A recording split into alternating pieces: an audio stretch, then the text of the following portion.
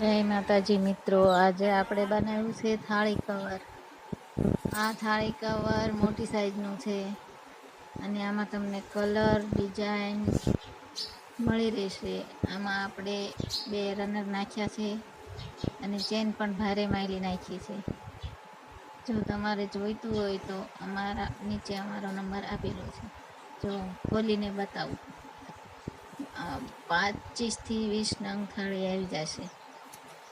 આમાં થાળીની હારે વાટક્યા, ગ્લાસ, ચમચી બધું આવી રહેશે અને ભારે માયલું વાપરવામાં આવશે.